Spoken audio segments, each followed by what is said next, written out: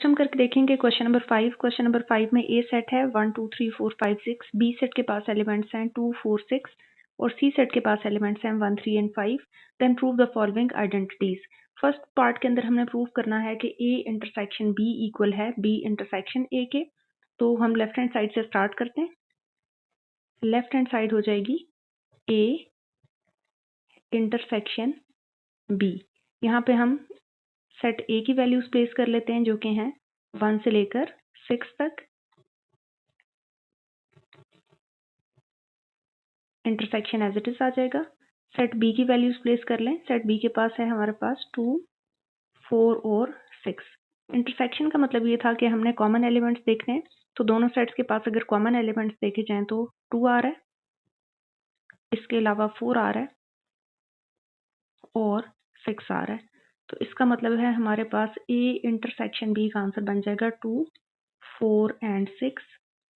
इस रिजल्ट को आप नेम कर लें इक्वेशन 1। राइट हैंड साइड ले लेते हैं। इस क्वेश्चन की राइट हैंड साइड है बी इंटरसेक्शन ए।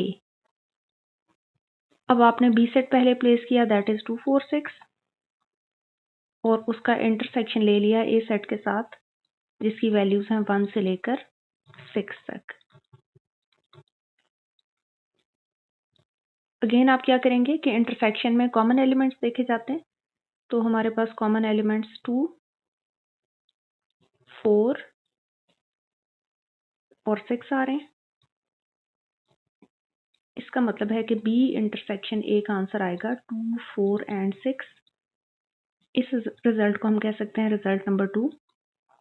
और अब हम लास्ट पे स्टेटमेंट क्या दे सकते हैं, from 1 and 2 left hand side equal है राइट हैंड साइड के। नेक्स्ट हम करके देखेंगे क्वेश्चन नंबर 5 का सेकंड पार्ट। क्वेश्चन नंबर 5 के सेकंड पार्ट के अंदर गिवन है कि प्रूव करना है ए यूनियन बी इक्वल है बी यूनियन ए के। तो सबसे पहले हमने लेफ्ट हैंड साइड ले ली A union B. Set A की वैल्यूज अगर प्लेस करके देखें तो इस सेट के अंदर हमारे पास क्या कुछ आ जाएगा, 1 से लेकर 6 तक एलिमेंट्स आएंगे। तो यहाँ हमने वैल्यूज पुट कर ली 1 2 3 4 5 एंड 6। यूनियन लेना है हमने सेट बी के साथ, तो सेट बी की वैल्यूज है हमारे पास 2 4 एंड 6। अब अगर दो सेट्स का यूनियन ले लिया जाए तो क्या होगा कि आपके पास एलिमेंट्स इकट्ठे हो जाएंगे, एलिमेंट्स कंबाइन हो जाएंगे, लेकिन जो एलिमेंट्स रेपिटेशन में होंगे उनको हम 2 टाइम्स नहीं लिखेंगे। 1 लिखा जाएगा, 2 इस सेट में भी प्रेजेंट है, इस सेट में भी प्रेजेंट है, लेकिन हम 1 टाइम लिखेंगे। इसी तरह 3 लिखा जाएगा, 4 लिखा जाएगा, 5 लिखा जाएगा और 6 लिखा जाएगा। तो मैंने दोनों सेट्स के एलिमेंट्स को कंबाइन कर दिया, इकट्ठा कर दिया। इसको कहते हैं आप रिजल्ट नंबर 1। अब हम जाएंगे इसके राइट हैंड साइड पे। तो राइट हैंड साइड के लिए हमारे पास वैल्यू है बी इंटरसेक्शन ए। इसके लिए हम क्या करेंगे, सेट बी पहले प्लेस करेंगे, दैट इज 2 4 6। यहाँ पे यूनियन आ रहा था और सेट ए की वैल्यूज ले लेते हैं जो कि हैं 1 2 3 4 5 एंड 6, और दोनों सेट्स का यूनियन ले लें, दोनों के एलिमेंट्स को इकट्ठा कर दें। तो अगेन आपके पास क्या आंसर आएगा, 1 2 3 4 5 एंड 6। जो एलिमेंट्स रिपीट हो रहे हैं उनको हमने 2 टाइम्स नहीं लिखना। ये है आपका रिजल्ट नंबर 2। अब लास्ट में हम क्या स्टेटमेंट दे सकते हैं, क्योंकि हमारे दोनों रिजल्ट एक जैसे आ रहे हैं। So from 1 and 2 left hand side is equal to right hand side. Next हम करके देखेंगे क्वेश्चन नंबर 5 का थर्ड पार्ट। क्वेश्चन नंबर 5 के थर्ड पार्ट में गिवन है A intersection B union C is equal to A intersection B union A intersection C. तो हम left hand side से स्टार्ट करते हैं। लेफ्ट हैंड साइड में हमारे पास A intersection B union C आ रहा है। तो सबसे पहले हम सेट ए की वैल्यूज देख लेते हैं, 1 2 3 4 5 and 6। Intersection as it is आ जाएगा, ब्रैकेट एज इट इज आ जाएगी, ब्रैकेट के अंदर सेट बी आ रहा है, सेट बी की वैल्यूज लिख लें 2, 4 एंड 6, और उसके बाद यूनियन एज इट इज आएगा, और अब आपने सेट सी लिखना है जिसकी वैल्यूज हैं 1, 3 एंड 5। सबसे पहले ब्रैकेट वाला पार्ट सॉल्व करेंगे। तो ब्रैकेट वाले पार्ट के अंदर क्या हो रहा है कि आपका आउटसाइड जो सेट चल रहा था उसको तो आप एज इट इज लिख लें, दैट इज 1, 2, 3, 4, 5, 6। इंटरसेक्शन भी as it is note down कर लें। ब्रैकेट के अंदर यूनियन लेनी है आपने, तो दोनों सेट के एलिमेंट्स की अगर आप यूनियन ले लें, तो यूनियन का मतलब था कि आप दोनों सेट्स के एलिमेंट्स को कंबाइन करना चाहते हैं, इकट्ठा करना चाहते हैं। तो आपके पास एलिमेंट्स आ जाएंगे 1, 2, 3, 4, 5 एंड 6। अब अगर आप देखें तो दोनों सेट्स के बीच में जो ऑपरेशन है वो इंटरसेक्शन का आ रहा है, और इंटरसेक्शन का मतलब क्या होगा कि अब आपने कॉमन एलिमेंट्स देखने हैं। तो अगर पहले सेट को देखा जाए और दूसरे सेट को देखा जाए तो तमाम एलिमेंट्स कॉमन है, सो हमारे पास लेफ्ट हैंड साइड का आंसर हो जाएगा 1, 2, 3, 4, 5 एंड 6। इसको कह दें रिजल्ट नंबर 1। यहाँ तक हमारी लेफ्ट हैंड साइड सॉल्व हो चुकी है। अब हम आ जाएंगे राइट हैंड साइड पे। राइट हैंड साइड पे हमारे पास क्या हो जाएगा,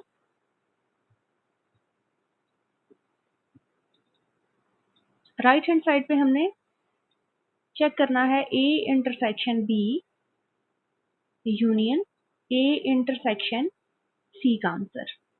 तो one by one values place करके देख लेते हैं। यहाँ पे हमारे पास सेट ए की वैल्यू, ब्रैकेट उसी तरह से रखेंगे, सेट ए की वैल्यूज आ जाएंगी 1, 2, 3, 4, 5 and 6। Intersection as it is आएगा, सेट बी की वैल्यूज लिख लें। सेट बी की वैल्यूज में हमारे पास यहाँ पे आ रहा है 2, 4, 6, bracket close, then we have union, another bracket start, again set A लिख लें 1, 2, 3, 4, 5 एंड 6। इंटरसेक्शन ले लें सी सेट के साथ, सी सेट की वैल्यूज हैं 1, 3 एंड 5। सबसे पहले ब्रैकेट्स को सॉल्व करेंगे। तो ब्रैकेट्स को अगर देखा जाए तो हमारे पास ब्रैकेट के अंदर इंटरसेक्शन आ रही हैं। इंटरसेक्शन का मतलब है कॉमन एलिमेंट्स ले लें। तो आप देखें इन दो सेट्स के पास 2, 4 और 6 आ रहे हैं कॉमन एलिमेंट्स के तौर पे। इंटरसेक्शन का आंसर हम लिख सकते हैं 2, 4 and 6. Then we have union. Next आ जाए, यहाँ पे भी इंटरसेक्शन लें। तो इंटरसेक्शन में 1 एलिमेंट हमारा कॉमन आ रहा है, 3 कॉमन आ रहा है और 5 कॉमन आ रहा है, 1, 3 एंड 5। दोनों सेट्स के एलिमेंट्स की यूनियन ले लें। तो यूनियन में चूंकि तमाम एलिमेंट्स को इकट्ठा किया जाता है, तो 1, 2, 3, 4, 5, 6 यहाँ से आंसर आ जाएगा। इस रिजल्ट को हम कह सकते हैं रिजल्ट नंबर 2। लास्ट में हम स्टेटमेंट क्या देंगे, फ्रॉम 1 and 2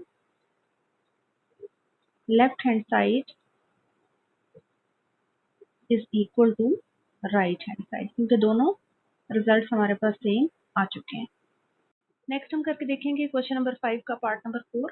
पार्ट नंबर 4 के अंदर हमने शो करना है A union B intersection C is equal to A union B intersection A union C. Left hand side से स्टार्ट करेंगे। लेफ्ट हैंड साइड में हमारे पास सेट ए की वैल्यूज आ रही हैं 1 से लेकर 6 तक। नेक्स्ट हमारे पास यूनियन आ रहा है, ब्रैकेट स्टार्ट करेंगे, सेट बी की वैल्यूज लिखेंगे that are 2, 4 and 6। Intersection face करेंगे, सेट सी की वैल्यूज लिखेंगे जो कि हमारे पास आ रही हैं 1, 3 एंड 5। ब्रैकेट को सबसे पहले हम सॉल्व करके देखेंगे। तो अगर ब्रैकेट का सोल्यूशन देखा जाए तो हमारे पास सेट ए तो आएगा as it is 1, 2, 3, 4, 5 and 6। Union as it is आ जाएगा। दोनों सेट्स में इंटरसेक्टिंग एलिमेंट्स देखने हैं, यानी कॉमन एलिमेंट्स देखने हैं। तो आप देखें दोनों सेट्स में कोई भी कॉमन एलिमेंट्स नहीं है, तो यहाँ से आंसर आ जाएगा मेरे पास एम्प्टी सेट। और अब अगर मैं सेट ए का यूनियन ले लूँ एम्प्टी सेट के साथ, तो दोबारा से मेरे पास सेट ए ही आ जाएगा। क्योंकि यूनियन का मतलब है एलिमेंट्स को इकट्ठा करना, क्योंकि सेकंड सेट के पास कोई भी एलिमेंट्स नहीं है, इसलिए सेट ए का ही कंप्लीट आंसर यहाँ पे मेरे पास आ जाएगा। ये आपकी लेफ्ट हैंड साइड सॉल्व हो चुकी है, इसको हम कह सकते हैं रिजल्ट नंबर 1। नेक्स्ट हम करके देखेंगे right hand side. Right hand side में हमारे पास जो एक्सप्रेशन गिवन है वो है A union B, intersection A union C. Bracket start करेंगे, सेट ए की वैल्यूज लिखेंगे 1 2 3 4 5 एंड 6।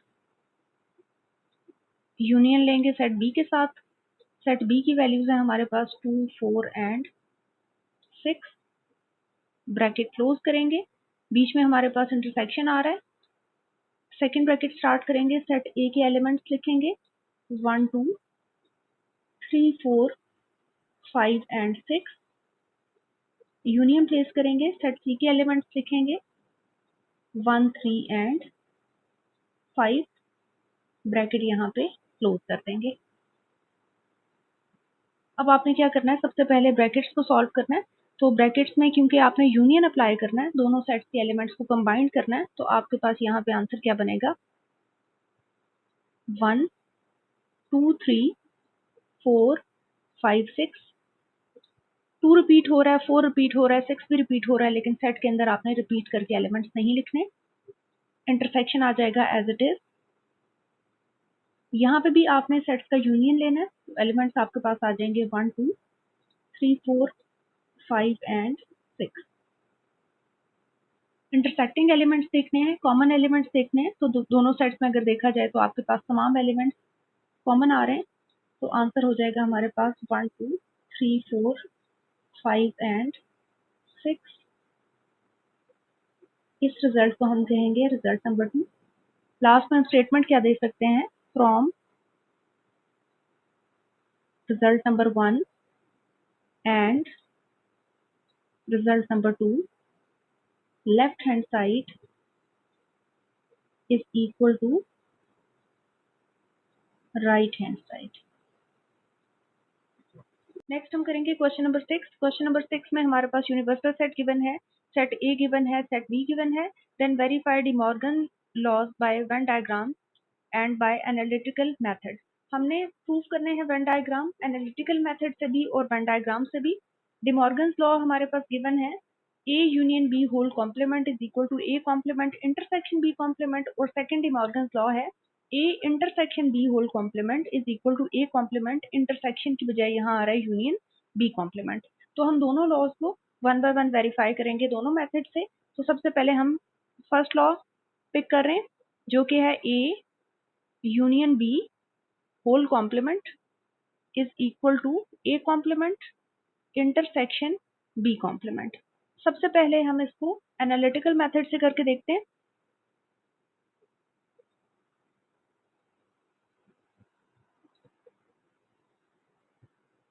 एनालिटिकल मेथड में क्या होगा कि आपने लेफ्ट हैंड साइड को राइट हैंड साइड के इक्वल शो करके दिखाना है। लेफ्ट हैंड साइड ले लेते हैं, हमारे पास क्वेश्चन की लेफ्ट हैंड साइड है A union B whole complement. इस पार्ट में सबसे पहले क्या हो जाएगा कि हमारे पास ए यूनियन बी सॉल्व होगा, उसके बाद उसका कॉम्प्लीमेंट सॉल्व होगा। तो हम यहाँ नोट डाउन कर लेते हैं कि फर्स्ट वी फाइंड वो पार्ट जो ब्रैकेट के अंदर आ रहा है, that is A union B. तो पहले हम A union B find out कर लेते हैं। ए यूनियन बी के लिए क्या होगा, हमारे पास ए सेट एज इट इज आ जाएगा अपनी वैल्यूज के साथ। यहाँ से सेट ए की अगर वैल्यूज देखी जाए तो 2 से लेकर 19 तक के प्राइम नंबर्स हैं हमारे पास, 2 3 5 7 9 11 13 17 and 19। Union as it is आ जाएगा। सेट बी की वैल्यूज अगर देखी जाए तो सेट बी में हमारे पास यहाँ 1 से लेकर 19 तक के ऑड नंबर्स आ रहे हैं।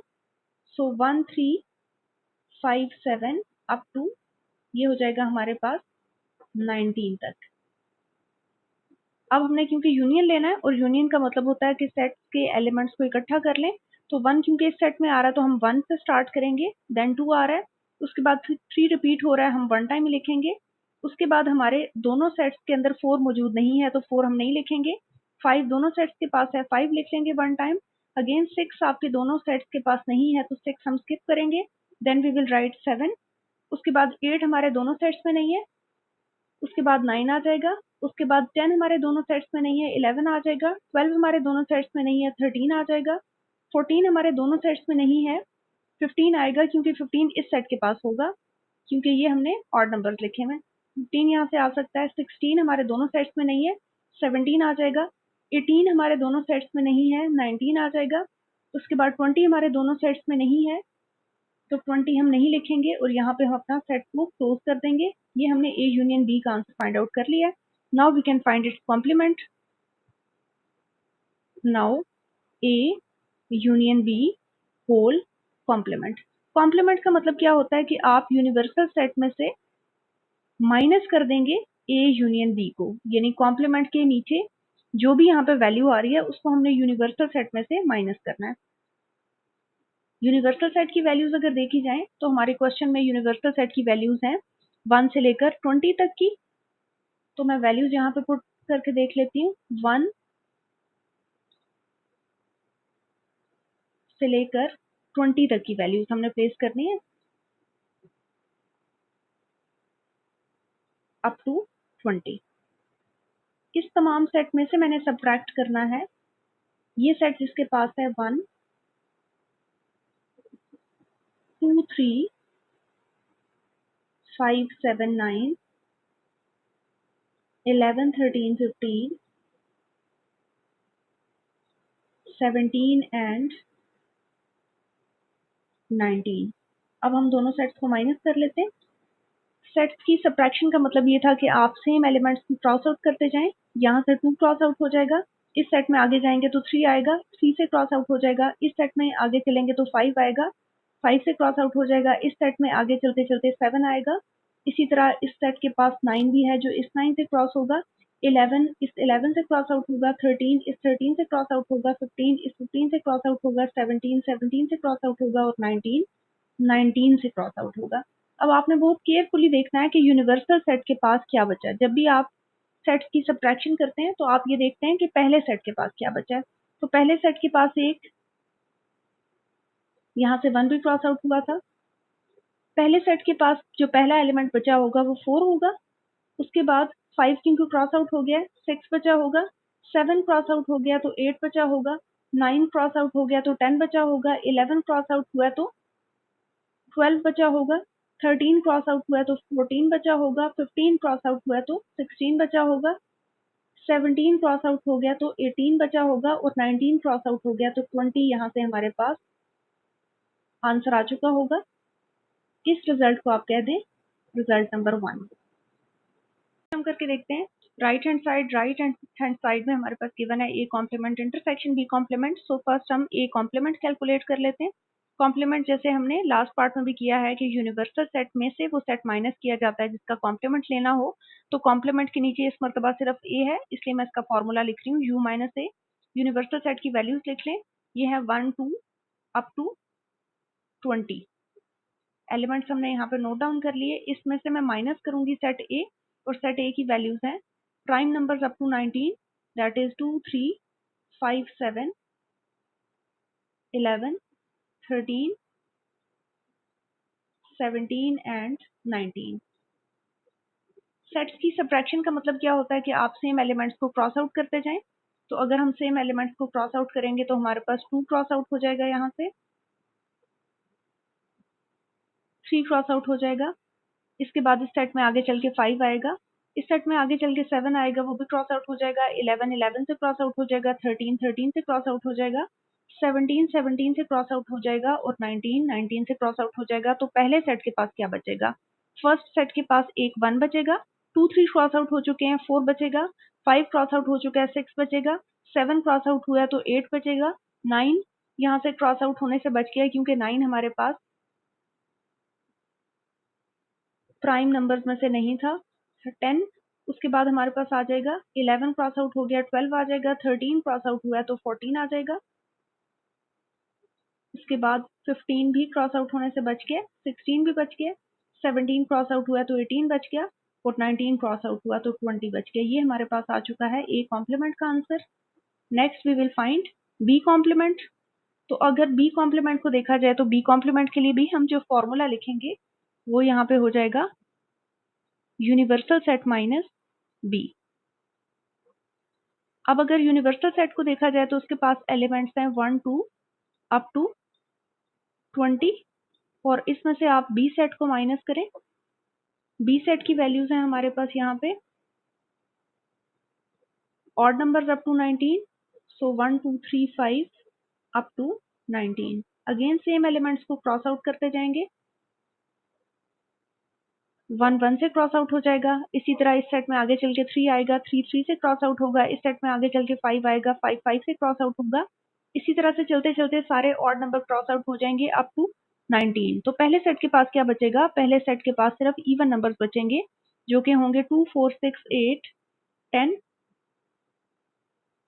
12 14 16 18 एंड 20। ये आपके पास बी कॉम्प्लीमेंट का आंसर भी आ चुका है। नेक्स्ट आपने राइट हैंड साइड में फाइंड करना था A complement intersection B complement, A complement intersection B complement. अब हमारे पास जो ए कॉम्प्लीमेंट का आंसर आया वो यहाँ पे हम नोट डाउन करते हैं।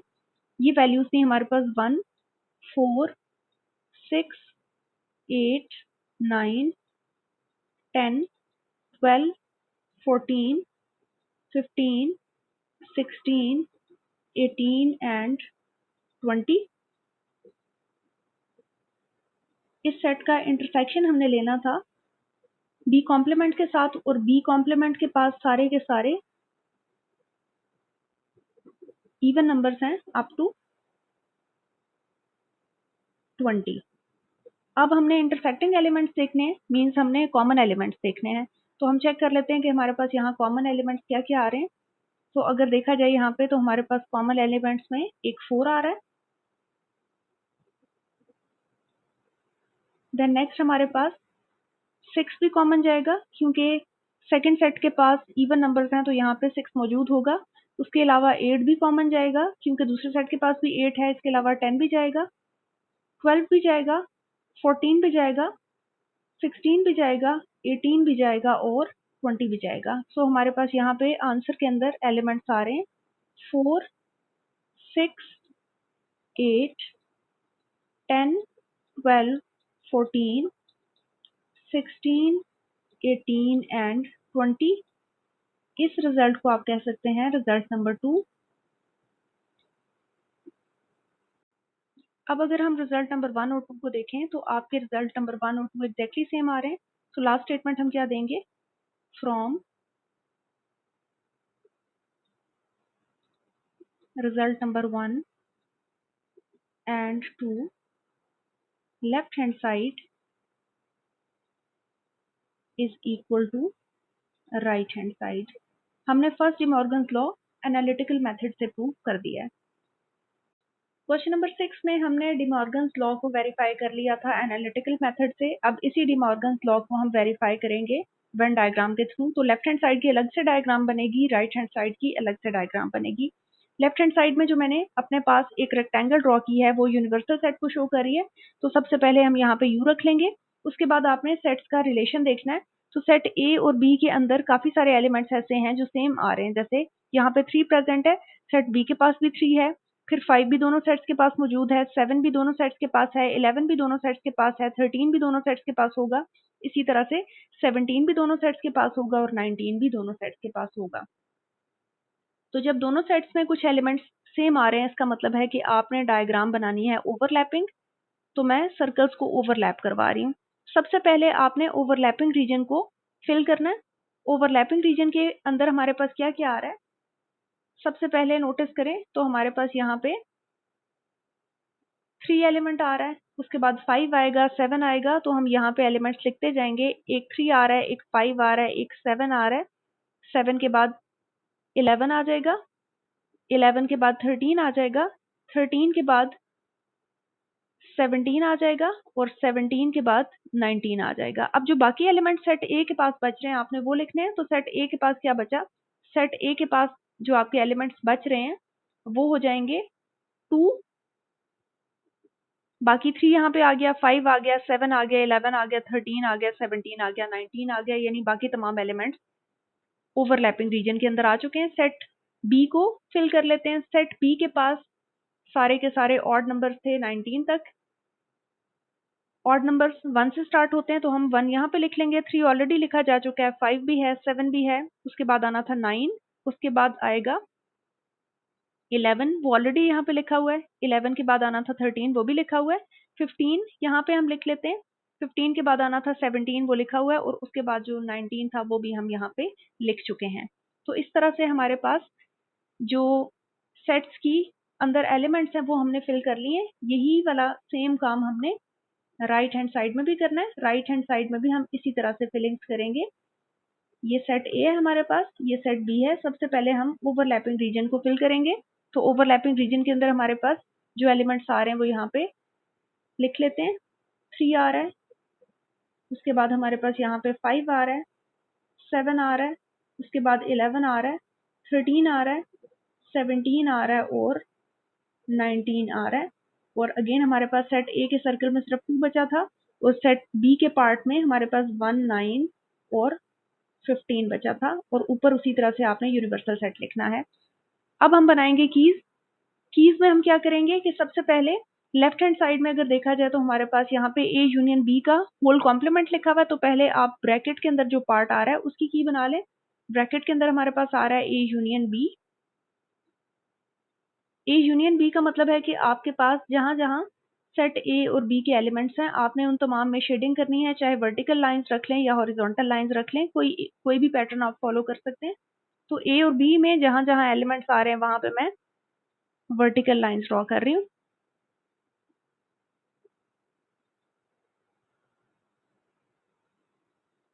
नेक्स्ट हमने ए यूनियन बी का होल कॉम्प्लीमेंट फाइंड करना था।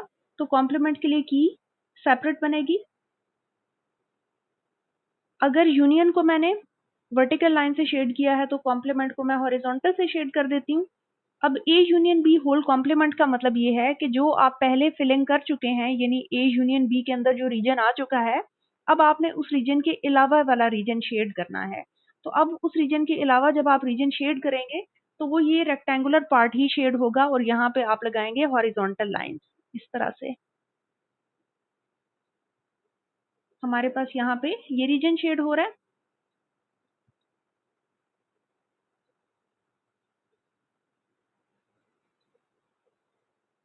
इस तरह से।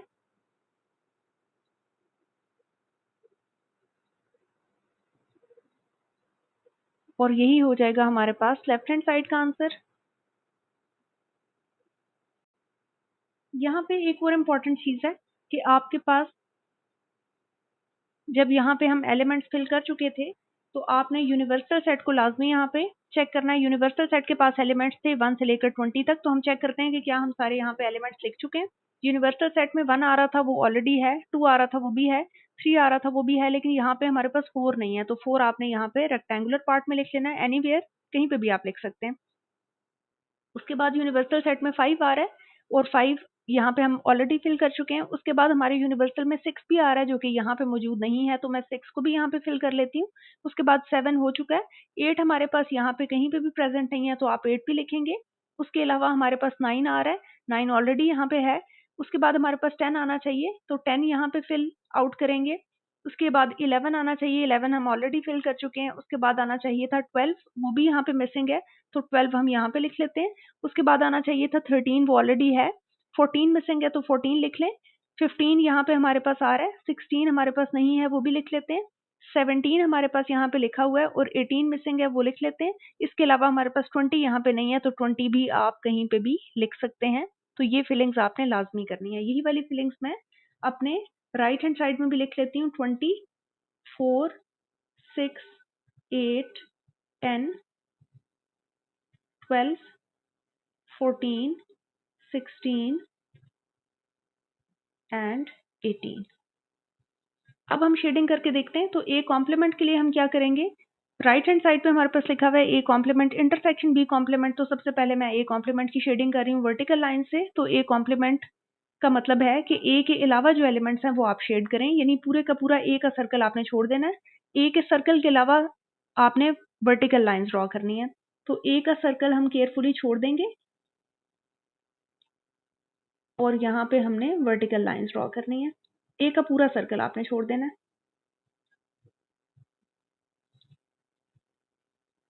तो इस तरह से मैंने ए कॉम्प्लीमेंट का आंसर फाइंड आउट कर लिया।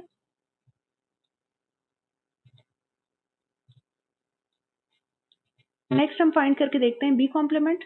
बी कॉम्प्लीमेंट का मतलब है कि बी के अलावा, बी सेट के अलावा या बी सर्कल के अलावा जो भी पोर्शन आ रहा है उसको शेड कर दें। यहाँ पे मैं लगाऊंगी हॉरिजॉन्टल लाइंस। हॉरिजॉन्टल लाइंस अब हम लगा के देख लेते हैं। तो हॉरिजॉन्टल लाइंस के लिए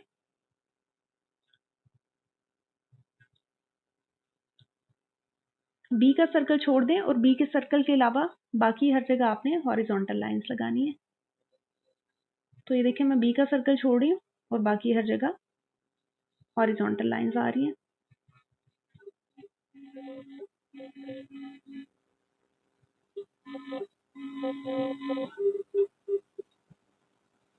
अब आपने राइट हैंड साइड में A complement intersection B complement calculate करना था। तो इंटरसेक्शन के लिए हमने पहले भी पढ़ा था कि हम वो रीजन देखते हैं जहां दोनों तरह के पैटर्न प्रेजेंट हों, मींस जहां पे हॉरिजॉन्टल लाइंस भी होंगी और जहां पे वर्टिकल लाइंस भी होंगी, वो हो जाएगा हमारा A complement. Intersection B complement का रीजन, तो देखें जहां पे दोनों पैटर्न प्रेजेंट है वो सारे का सारा पोर्शन शो कर रहा है A complement intersection B complement को। ये आउटसाइड जो भी हमारे पास यहाँ पे पोर्शन आ रहा है, ये तमाम का तमाम जो पोर्शन है इसके अंदर हमारे पास दोनों तरह के पैटर्न शो हो रहे हैं। अब अगर आप इसको लेफ्ट हैंड साइड से कंपेयर कर लें तो लेफ्ट हैंड साइड में भी जो हमारा फाइनल आंसर था वो यहाँ पे आउटसाइड द रेक्टेंगल आ रहा था, और राइट हैंड साइड में भी जो हमारा फाइनल आंसर है वो इन सर्कल से बाहर रेक्टेंगुलर पार्ट में ही आ रहा है। इसका मतलब है कि आपकी left hand side right hand side की इक्वल शो हो चुकी है। क्वेश्चन नंबर 6 के अंदर डिमॉर्गन का सेकंड लॉ प्रूव करके देखेंगे एनालिटिकल मेथड से। सेकंड लॉ में है A intersection B whole complement is equal to A complement union B complement. यहाँ पे हम left hand side note down कर चुके हैं। तो लेफ्ट हैंड साइड के लिए पहले हम कैलकुलेट करते हैं A union A intersection B, जो कि ब्रैकेट के अंदर का पार्ट है। सो यहाँ पे मैं सेट ए की वैल्यूज लिख रही हूँ। सेट ए मेरे पास जो गिवन था यहाँ पे वो प्राइम नंबर से 19 तक के, सो 2 3 5 7 11 13 17 और 19 यहाँ पे आ जाएगा। इस सेट का मुझे इंटरसेक्शन लेना है सेट बी के पास, सेट बी के साथ, और सेट बी की वैल्यूज हैं 1 3 5 अप टू 19, यानी तमाम के तमाम ऑड नंबर्स 19 तक के। इंटरसेक्शन हमने देखनी है, मतलब हमने कॉमन एलिमेंट्स देखते हैं। तो दोनों सेट्स में कॉमन एलिमेंट्स में 3 आ जाएगा, 5 आ जाएगा, 7 आ जाएगा, 11 आ जाएगा, 13 दोनों सेट्स में मौजूद होगा, 17 दोनों सेट्स में मौजूद होगा और 19 भी दोनों सेट्स में मौजूद होगा। तो ये हमारे पास ए इंटरसेक्शन बी का आंसर आ चुका है। नेक्स्ट हमने क्योंकि कैलकुलेट करना था A intersection B whole complement, तो इसका मतलब ये है कि आपने यूनिवर्सल सेट में से माइनस करना है ए इंटरसेक्शन बी को। जिस सेट का कॉम्प्लीमेंट निकालना हो उसको यूनिवर्सल में से सब्ट्रैक्ट करते हैं। यूनिवर्सल सेट की वैल्यूज है हमारे पास 1 2 3 अप टू 20। इसमें से हम माइनस करेंगे ए इंटरसेक्शन बी का आंसर जो ऑलरेडी हम फाइंड आउट कर चुके हैं, दैट इज 3 5 7 11 13 17 एंड 19। अगेन आपने सेट्स को सब्ट्रैक्ट करना है। तो सब्ट्रैक्शन का मतलब क्या होगा कि आप सेम वैल्यूज को क्रॉस आउट करते जाएं। तो यहाँ पे आपके पास जो जो सेम वैल्यूज हो रही हैं हम उनको क्रॉस आउट करते जा रहे हैं। 3 यहाँ पे सेम वैल्यूज में आ जाएगा, 5 आएगा, इसी सेट में चलते चलते 7 आएगा, यहाँ पे भी 7 है, इसी सेट में चलते चलते 11 आएगा, 11 11 से क्रॉस होगा, इसी सेट में आगे 13 आएगा, वो भी क्रॉस आउट हो जाएगा, इसी सेट में 17 आएगा, वो भी क्रॉस आउट हो जाएगा, और इसी सेट में 19 भी होगा जो इस 19 के साथ क्रॉस आउट हो जाएगा। तो आपने ये देखना है कि पहले सेट के पास क्या बचा। पहले सेट के पास बचा है 1 2 3 क्रॉस आउट हुआ तो 4 बचा, 5 क्रॉस आउट हुआ तो 6 बचा, 7 क्रॉस आउट हुआ तो 8 बचा, 9 भी बचा और 10 भी बचा। उसके बाद 11 क्रॉस आउट हुआ तो 12 बचा, 13 क्रॉस आउट हुआ तो 14 बचा, 15 भी बचा, 16 भी एज इट इज रह गया, 17 क्रॉस आउट हुआ तो 18 बचा, 19 क्रॉस आउट हुआ तो 20 रह गया हमारे पास। नेक्स्ट हम राइट हैंड साइड सॉल्व करके देख लेते हैं। लेफ्ट हैंड साइड का जो रिजल्ट हम सॉल्व कर चुके हैं, इस रिजल्ट को हम नाम दे सकते हैं रिजल्ट नंबर 1 का, और बाकी हम राइट हैंड साइड सॉल्व करके देखते हैं। राइट हैंड साइड में आपने ए कॉम्प्लीमेंट फाइंड करना है, तो ए कॉम्प्लीमेंट के लिए हम फॉर्मूला लिखेंगे कि यूनिवर्सल सेट माइनस ए हो जाएगा। यूनिवर्सल सेट की वैल्यूज यहाँ पे प्लेस कर लें। यूनिवर्सल सेट की वैल्यूज हैं 1 2 3 अप टू 20। इसमें से माइनस कर दें ए सेट, और ए सेट के पास प्राइम नंबर्स थे 2 3 5 7 11 13 17 और 19। सेट्स की सब्ट्रैक्शन में क्या होता है कि सेम एलिमेंट्स क्रॉस आउट हो जाते हैं, तो यहाँ पे 2 क्रॉस आउट हो रहा है, 3 क्रॉस आउट हो रहा है। इस सेट के पास 5 भी होगा, 5 से क्रॉस आउट होगा, 7 7 से क्रॉस आउट होगा, 11 11 से क्रॉस आउट होगा, यहाँ पे 13 इस 13 से क्रॉस आउट होगा, 17 17 से क्रॉस आउट होगा, 19 19 से क्रॉस आउट होगा। तो पहले सेट के पास एक 1 बचेगा, 2 3 क्रॉस आउट हो चुके हैं तो 4 बचेगा, 5 क्रॉस आउट हो चुका है तो 6 बचेगा, 7 क्रॉस आउट हुआ है तो 8 बचेगा, 9 बचेगा, 10 भी बचेगा, 11 क्रॉस आउट हुआ है तो 12 बचेगा, 13 क्रॉस आउट हुआ है तो 14 बचेगा, 15 भी बचेगा आपके पास, 16 भी एज इट इज आएगा, 17 क्रॉस आउट हुआ है तो 18 बचेगा, और उसके बाद हमारे पास 20 बच जाएगा। ये हमारे पास आ चुका है ए कॉम्प्लीमेंट का answer. Next we have to find B complement. तो बी कॉम्प्लीमेंट के लिए हम क्या करेंगे, वही फॉर्मूला रिपीट करेंगे, यूनिवर्सल सेट माइनस बी। अब आपने यूनिवर्सल सेट को लिखना है। यूनिवर्सल सेट हमारे पास है 1 2 अप टू 20। इस तमाम सेट में से मैं माइनस करूंगी सेट बी के एलिमेंट्स जो कि मेरे पास ऑड नंबर थे, अप टू 19, 1 से लेकर 19 तक के ऑड नंबर्स थे। सेट्स को सब्ट्रैक्ट कर लें। सब्ट्रैक्शन में क्या होगा, सेम एलिमेंट्स क्रॉस आउट होंगे, तो 1 1 से क्रॉस आउट होगा, 3 3 से क्रॉस आउट होगा, इस सेट का 5 5 से क्रॉस आउट होगा, चलते चलते 19 19 से क्रॉस आउट हो जाएगा। तो इस सेट के पास आप सिर्फ इवन नंबर बचे होंगे जो कि होंगे 2 4 6 8 10 12 14 16 18 एंड 20। अब नेक्स्ट हमारे पास, क्योंकि राइट हैंड साइड में गिवन था A complement union B complement, तो हमने यहाँ पे A complement union B complement लिख लिया है, और ए कॉम्प्लीमेंट की वैल्यू और बी कॉम्प्लीमेंट की वैल्यू यहाँ पे प्लेस कर ली है। अब हम दोनों सेट्स का यूनियन फाइंड आउट करके देख लेते हैं।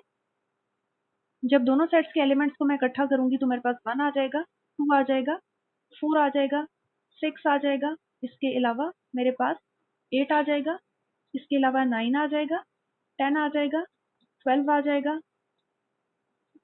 इसके अलावा 14 आ रहा है, 15 आ रहा है, 16 आ रहा है,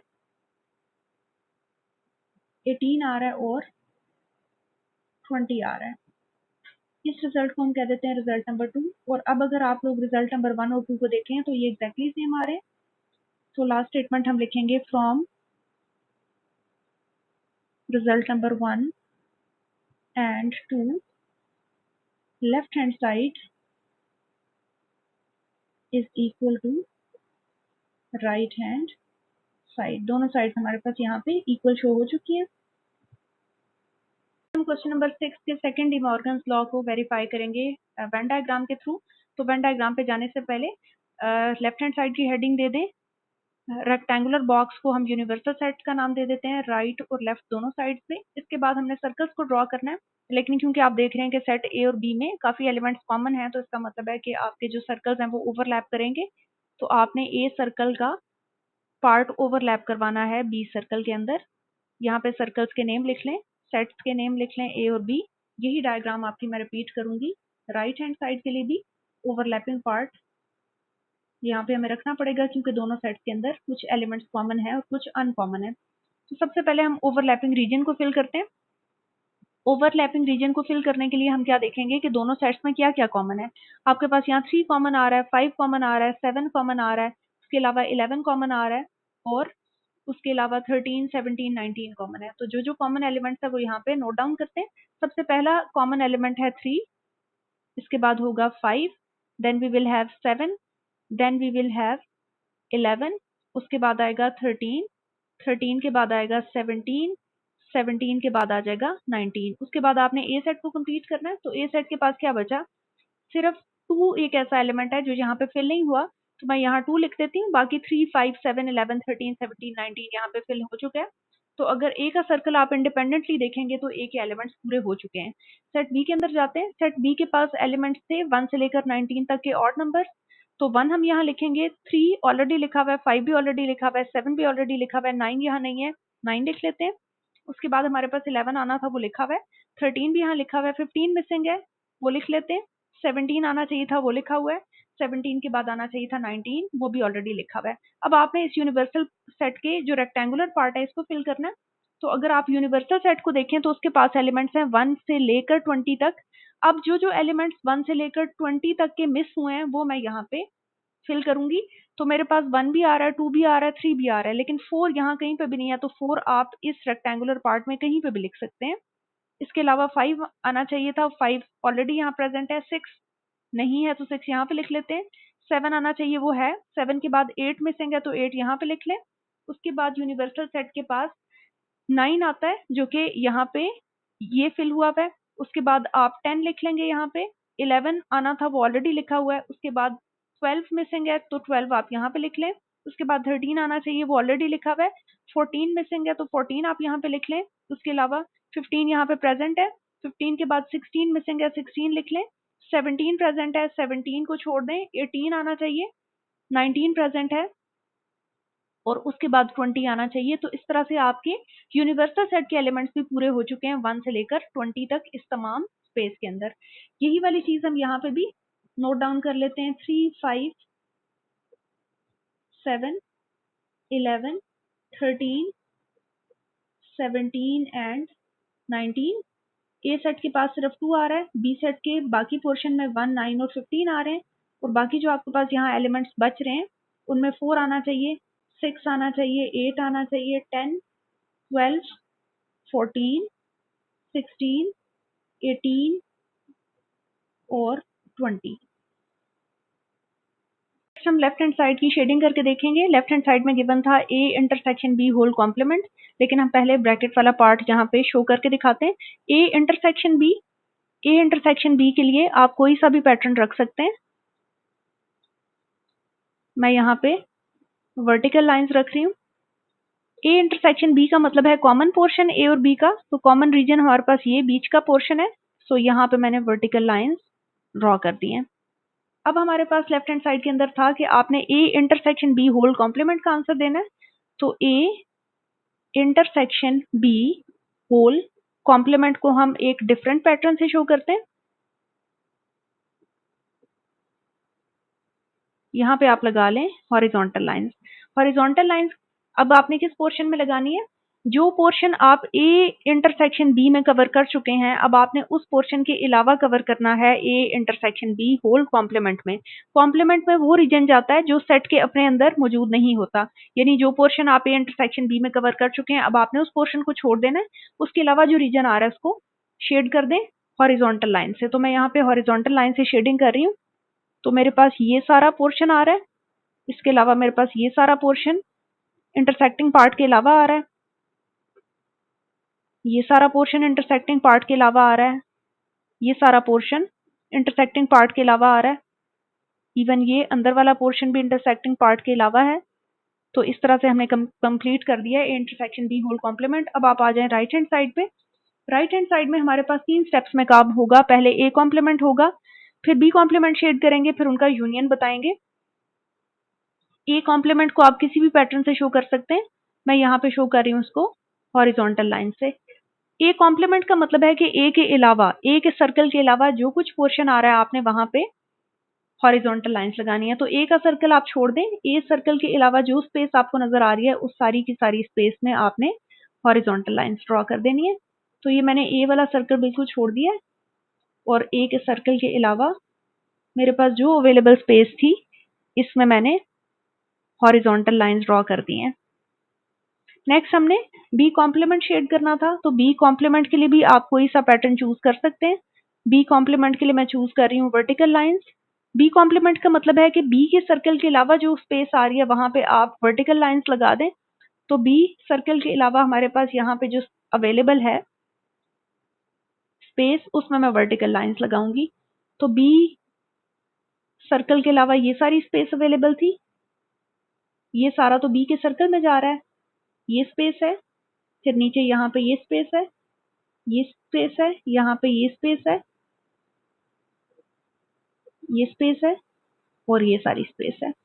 तो बी के अलावा जो मेरे पास स्पेस अवेलेबल थी वहां पे मैंने वर्टिकल लाइंस ड्रॉ कर दी है। नेक्स्ट हमने A complement union B complement find करना है। तो यूनियन का ऑपरेशन जब होगा तो आपको एक अलग से की बनाने की जरूरत नहीं है।